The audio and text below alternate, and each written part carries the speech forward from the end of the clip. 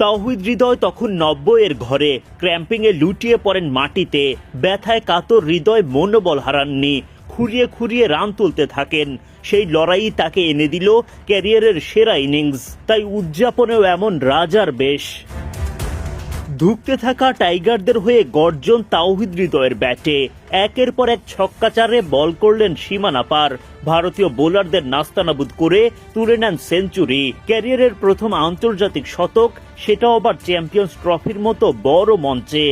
এদিন মাত্র ৩৫ রানে ৫ উইকেট হারানোর পর হৃদয় জাকের গড়ে তোলেন ১৫৪ রানের অবিশ্বাস্য এক জুটি। হৃদয়ের ঝড়ের সাথে ঋষাদের ক্যামিও, সব মিলিয়ে লড়াই করার মতো পুঁজি বাংলাদেশের ঘরে। রমজানের বাজারের লিস্টে ইসপি আছে তো? চ্যাম্পিয়ন্স ট্রফিতে নিজেদের প্রথম ম্যাচে বৃহস্পতিবার মুখোমুখি হয় বাংলাদেশ ও ভারত।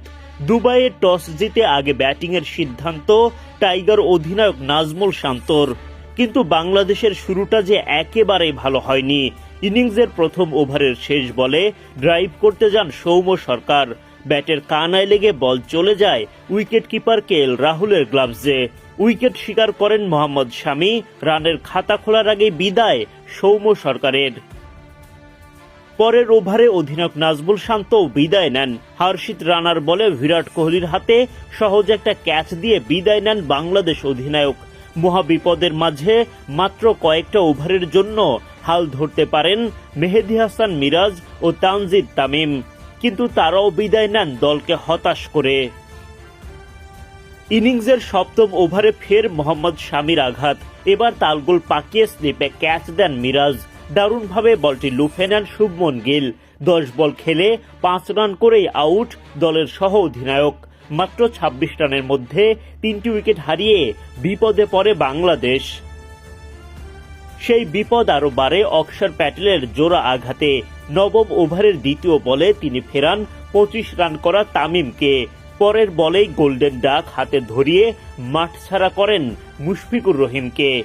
জাকের আলী অনেককে আউট করে হ্যাট্রিকের সুযোগও তৈরি করেন প্যাটেল, কিন্তু রোহিত শর্মা নিতে পারেননি সহজ একটা ক্যাচ।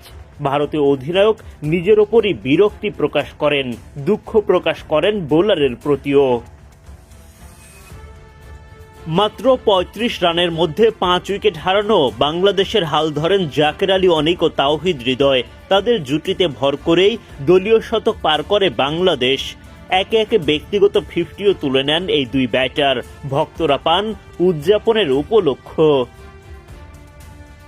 অর্ধশতক পূরণের পর কুলদীপ যাদব ও রবীন্দ্র জাদেজার বলে ছক্কা হাঁকান হৃদয়। এরপর আরো একাধিক বাউন্ডারিতে দলকে নিয়ে যেতে থাকেন এগিয়ে। অপর প্রান্ত থেকে দারুণ সঙ্গ দেন জাকের আলী। ষষ্ঠ উইকেট জুটিতে ভারতের বিপক্ষে নিজেদের রেকর্ড সর্বোচ্চ 154 রানের পার্টনারশিপ গড়ে তোলেন তারা। 68 রান করে অনেক বিদায় নিলে ভাঙে এই জুটি। যদিও হৃদয় জাকেরের এই দুর্দান্ত জুটির ওপর ভর করেই লড়াকু পুঁজি পায় বাংলাদেশ।